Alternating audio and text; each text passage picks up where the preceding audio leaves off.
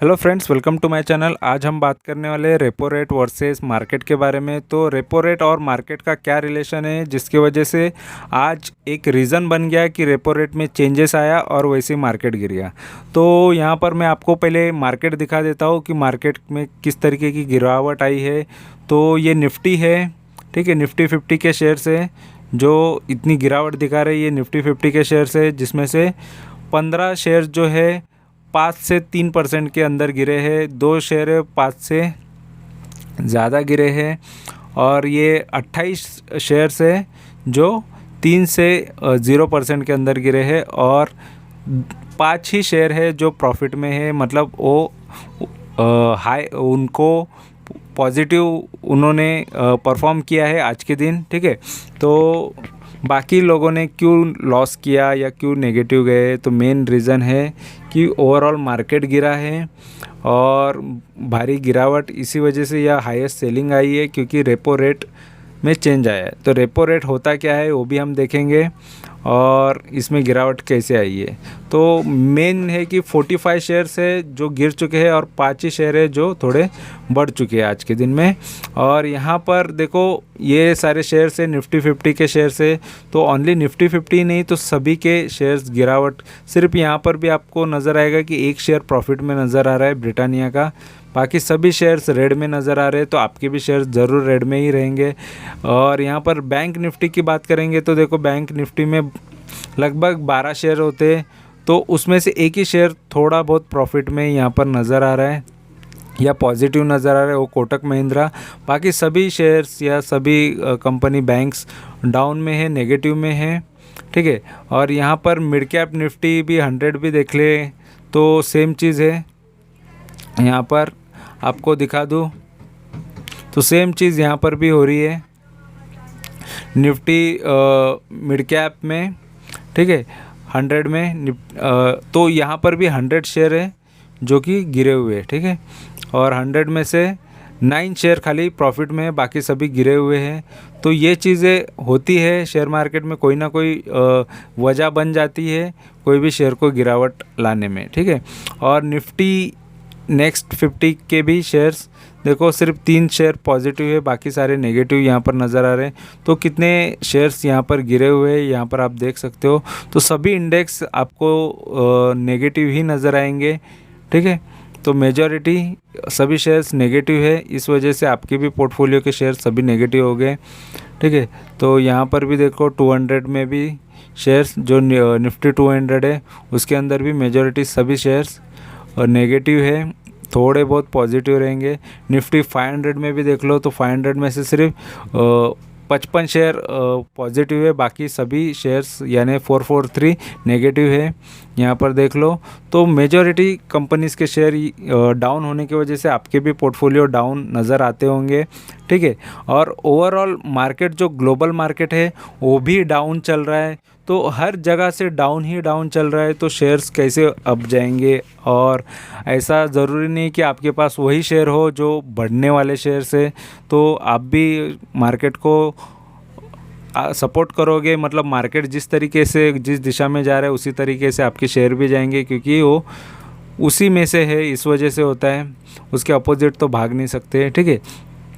तो यहाँ पर नास्डैक गिरा है, यूएस मार्केट का गिरा है, यूरोपियन मार्केट गिरा हुआ है, ठीक है। और एशियन मार्केट गिरा है। तो सभी मार्केट अगर गिरेंगे तो प्रॉफिट कहाँ से होगा, ठीक है। तो मेन चीज़ है कि ये गिरावट आई है, लेकिन आज एक रीज़न बना है वो रेपो रेट। तो रेपो रेट होता क्या है तो ये हम जानेंगे। तो रेपो रेट देखो तो यहाँ पर आपको दिख रहा है कि यहाँ पर एक न्यूज़ है, RBI hikes repo rate by 40 BPS और EMI set to get expensive FD rates to as higher से बैंकर। तो यहाँ पर इसका मतलब ये है कि 40 BPS यानी 0.40% से रेपो रेट बढ़ गया है, ठीक है, या 0.40 BPS पॉइंट्स बढ़ गए हैं, ठीक है। और यहाँ पर EMI भी महंगा होने वाला है, एक्सपेंसिव होने वाले हैं और FD रेट भी सस्ता होने वाला है या FD रेट जो हाई होने वाला है, ठीक है। FD रेट सस्ता यानी FD रेट पे आपको परवड़ने वाला है। FD रेट हाई होता है तो सभी को परवड़ जाता है, ठीक है, जितना FD रेट ज़्यादा होगा तो। और EMI के इंटरेस्ट रेट बढ़ जाएंगे तो आपको लॉस होता है। तो ये चीज़ होने वाली है। और इसके पीछे आज ही के दिन जो गवर्नमेंट ने आरबीआई ने डिसीज़न लिया है कि रेपो रेट हाइक करने का, उसके वजह से ये चीज़ें होने वाली है। तो इसमें क्या क्या महंगा क्या सस्ता हो सकता है, तो यहाँ पर थोड़ा बहुत मैं आपको बता देता हूँ, और रेपो रेट क्या होता है ये भी मैं आपको एक्सप्लेन करूँगा, ठीक है। और यहाँ पर थोड़ा बहुत ये देख लो कि borrower will have to brace for paying higher EMI on their loans and that could be impact their purchasing power. अगर लोन का पेमेंट ही हमारा बढ़ने वाला है, अगर किसी का ईएमआई चल रहा है, ठीक है, तो उसका इंटरेस्ट रेट ऑटोमेटिकली बढ़ेगा। अगर फ्लोटिंग रेट है तो ठीक है, floating most of floating rate के होम लोन्स वगैरह होते हैं या कार लोन वगैरह होगा तो फ्लोटिंग रोड पे है, फ्लोटिंग रेट पे है, तो थोड़ा बहुत वो बढ़ेगा, ईएमआई थोड़ा महंगा आएगा। इंटरेस्ट रेट ऑन होम और auto loans and loans to small businesses में सून गो अप। तो इनको जो भी लोन दिया हुआ है वो अप होने वाला है, यानी उसका इंटरेस्ट रेट ऑटोमेटिकली बढ़ेगा, क्योंकि बैंक को चार्ज किया जा रहा है हायर रेट। तो बैंक भी आपसे वसूल कर लेगी, यानी हमसे ही वसूल करती है बैंक, या कोई भी गवर्नमेंट भी होगी। अगर कुछ भी चीज़ में महंगाई हो रही है, कुछ भी हो रहा है, तो गवर्नमेंट आपसे ही चार्ज करेगी या हम सभी से चार्ज करेगी, क्योंकि उनको कोई कहाँ का भी लॉस हो, कुछ भी हो, तो बैंक या गवर्नमेंट यही चीज़ करती है। As early as in the next few month as bank may pass on the impact of the repo rate hike to end borrowers, bankers and analysts said, ठीक है। मतलब मेन तो बोरोवर को ही प्रॉब्लम होने वाला है, या बोरोवर को ही महंगा पड़ने वाला है। महंगाई ऑलरेडी बढ़ चुकी है और ऊपर से ये रेपो रेट भी आ गया है, या रेपो रेट हाइक किया है। और रेपो रेट हाइक किया ने क्या है यहाँ पर देख लो, the Reserve Bank of India in a surprise move hike the repo rate by 40 basis points to 4.40% on May 4, citing inflationary concern. The last time the RBI reduced the repo rate was in May 2020 में repo rate कम किया था and has been kept unchanged since then. तब से 2020 से इसमें कोई changes नहीं लाया था और अभी फिर से बढ़ा दिया है, ठीक है। और also the RBI hike the cash reserve ratio भी बढ़ाया था, 2020 की बात है यहाँ पर, ठीक है। 50 बेसिस पॉइंट से टू 4.4%। ये कब किया था? 2020 में किया था। The repo rate is the rate at which the central bank lend short term fund to bank. तो यहाँ पर इसका मीनिंग आ गया है कि रेपो रेट क्या होता है कि सेंट्रल बैंक यानी आरबीआई को ही सेंट्रल बैंक कहा जाता है, मेन बैंक कहा जाता है, बैंकों का बैंक है वो लेंड करता है कुछ शॉर्ट टर्म फंड, यानी पैसा उनको देता है, लोन देता है, या जो बैंकों के पास पैसा आता है एक तो कस्टमर के थ्रू, या कस्टमर यानी डिपॉजिटर्स के थ्रू जो डिपॉजिट करते हैं बैंक में पैसा, उनके थ्रू भी आता है। और वो आरबीआई से भी पैसा लेती है, सेंट्रल बैंक से भी पैसा लेती है आपको लोन देने के लिए, ठीक है। और वो लोन लेती है सस्ते रेट पे लेती है और आपको महंगे रेट पे देती है, ठीक है। तो ये सस्ता रेट यानी कितना होता है? तो लगभग देखो पहले 4% पे वो कंपनी सभी बैंक्स 4% पे ले रही थी, अभी 4.4% पे लेगी, ठीक है। 4.4% का इंटरेस्ट सेंट्रल बैंक को पे करेगी और आपसे वो वसूल लेगी, ठीक है। तो ये हो गया, पहले 4% करती थी, 4% उनको इंटरेस्ट पेमेंट करना पड़ता था। अभी इनको 4.4% इनको इंटरेस्ट पेमेंट करना पड़ेगा, और ऊपर का जो 4% जो 0.4% बढ़ा है, वो 0.4% आपसे वसूलेगी। मतलब अगर आपको 7%, 8%, 10% जो इंटरेस्ट लगता है, समझ लो 10% लगता था, तो आपको अभी 10.40% आपको इंटरेस्ट पेमेंट लगेगा। उसी हिसाब से आपका ईएमआई भी थोड़ा बहुत चेंज हो जाएगा, ठीक है। तो यही चीज़ यहाँ पर चेंज हुई है, जिसकी वजह से सभी लोन अगर फ्लोटिंग रेट है, फ्लक्चुएशन वाले रेट है, तो आपको वो चेंजेस आपको नज़र आएंगे आपके ईएमआईज़ में, ठीक है। तो ये चीज़ के वजह से मार्केट को ये चीज़ बुरी लगी और इस वजह से मार्केट ने दिखाया, और मार्केट ऑलरेडी सभी चीज़ के लिए ये कर रहा है, रिएक्ट कर रहा है, ठीक है। कि कोई भी चीज़ हो रही है, ग्लोबली चीज़ हो रही है, या इंडिया में कोई न्यूज़ आने वाला है, या अमेरिका में कुछ न्यूज़ आने वाला है, वॉर चल रहा है, कुछ भी हो रहा है, तो मार्केट इम्पैक्ट करता ही है, उस पे इम्पैक्ट पड़ता ही है, और उस वजह से अप एंड डाउन करता ही है। लेकिन मेजॉरिटी टाइम ये अभी डाउन में ही चल रहा है मार्केट। थोड़ा बहुत अप आएगा, लेकिन मेजॉरिटी दिन वो डाउन में ही चल रहा है, जिस वजह से बहुत लोगों के पोर्टफोलियो डाउन्स आ गए हैं। और फिलहाल सभी को वेट है कि कब उनके पोर्टफोलियो भागना चालू करेंगे, या शेयर्स उनके भागना चालू करेंगे, बढ़ना चालू करेंगे, वो उसी का वेट कर रहे हैं। लेकिन ऐसी कुछ ना कुछ ख़राब ही न्यूज़ चल रही है मार्केट में, इस वजह से मार्केट सभी को लॉस दिखा रहा है। बट वो लॉस आज नहीं तो कल रिकवर होगा, अगर आप इन्वेस्टर हो तो। अगर आप ट्रेडर हो तो आपको लॉस तो ज़िंदगी भर हो सकते हैं, क्योंकि अप एंड डाउन आता है, कभी मार्केट कब रिवर्स कर जाए और आपका जो प्रॉफिट चल रहा था वो पूरा लॉस कर दे। ठीक है, तो मेन चीज़ है कि इन्वेस्टर या ट्रेडिंग भी कर रहे हो तो शॉर्ट टर्म ट्रेडिंग या जो मैं करता हूँ, जिस तरीके से स्विंग ट्रेडिंग, वो कर सकते हो।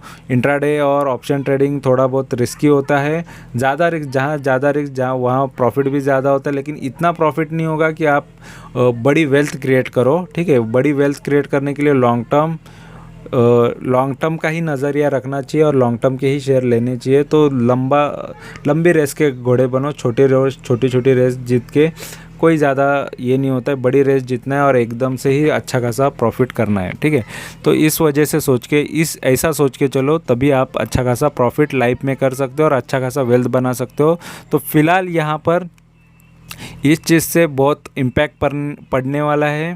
ठीक है, तो higher EMI on the cards भी जो आप यूज़ करते रहेंगे, क्रेडिट कार्ड वगैरह, इस पे भी हायर ईएमआईज़ लगने वाले हैं। तो सभी चीज़ें आपको महंगी पड़ने वाली है, क्योंकि बैंक तो आप ही से वसूलेगा। कुछ भी चीज़ होगी, महंगाई बढ़ेगी तो भी आपसे वसूला जाएगा, क्योंकि आपको ही फेस करना है और गवर्नमेंट तभी फ़ायदा कर सकती है। ठीक है, तो ये चीज़ होती है।